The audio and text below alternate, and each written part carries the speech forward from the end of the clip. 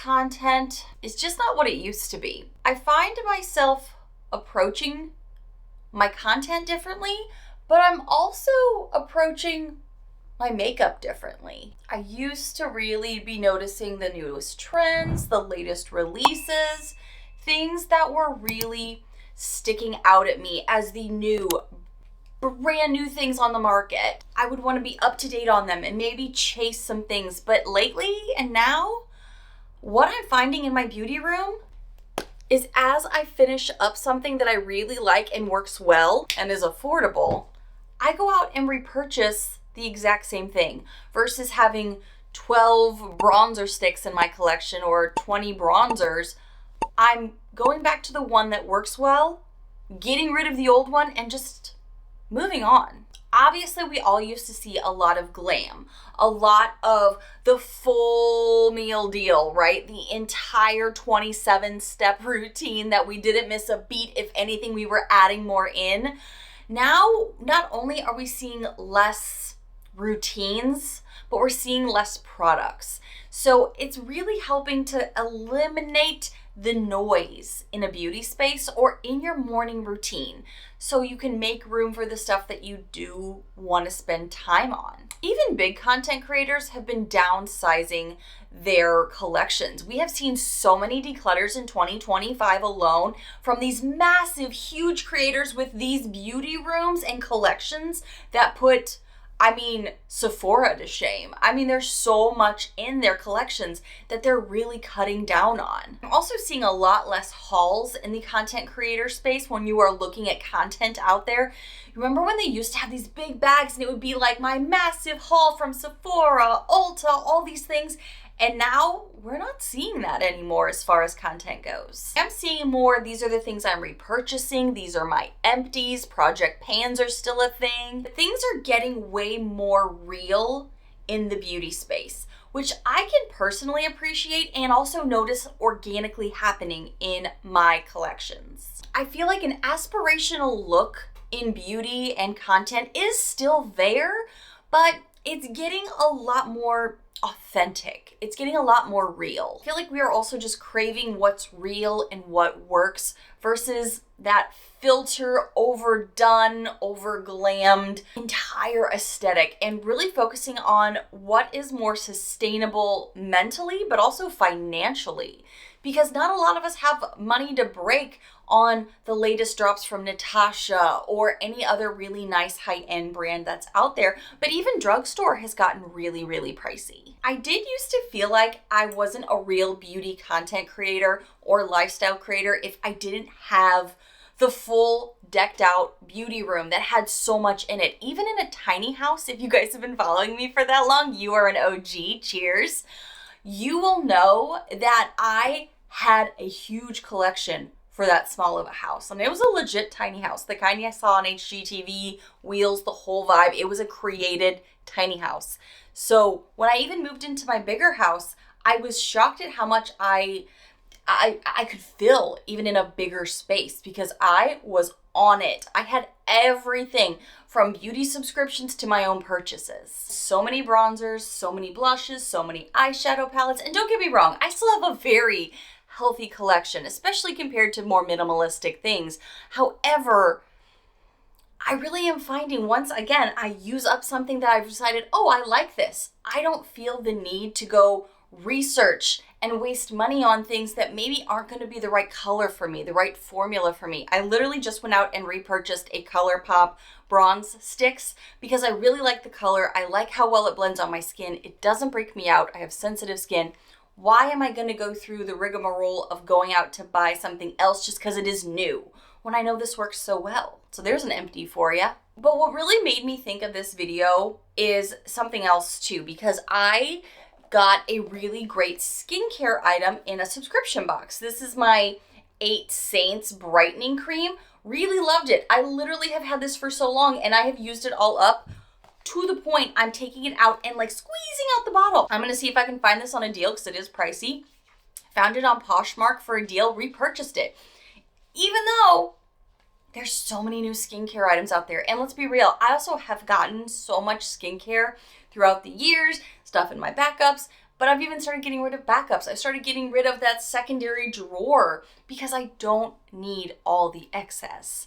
So if I'm finding something that works for my sensitive skin and really does brighten and do great things, why not just buy the same thing? Especially if you can get it on a deal. Right now, I'm finding I'm sticking with things that work well for me personally as far as financially goes, my skin goes, but also what fits in my beauty room, what fits my lifestyle and go. Because there's so many different new things all the time. They had like jelly blushes, they've had all kinds of new, unique makeup out on the market. But I don't find myself driven, even as a beauty content creator anymore, to have to try everything, to need that makeup noise, if you will, because I'm really kind of going down to what is real and authentic to me. So I guess as I'm really discovering this is I don't really need a wide variety.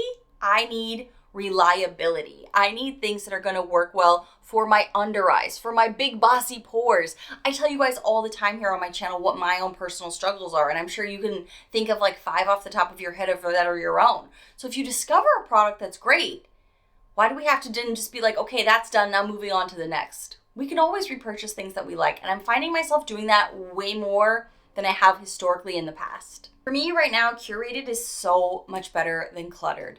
Not only do I hate clutter, it really makes my brain just not be able to function properly. So when my beauty room is a mess, my brain is a mess. I find that rebuying holy grails saves me time, saves me money. It also saves me on those heartache moments that maybe I'm getting ready in the morning, trying the new product, seeing it doesn't work and feeling stuck, feeling like I'm not gonna be able to put my best self forward for the day, and just feeling blah that I just wasted money. I think sometimes it's just really important to realize, what look do I like on myself? What is my style? What is my skin?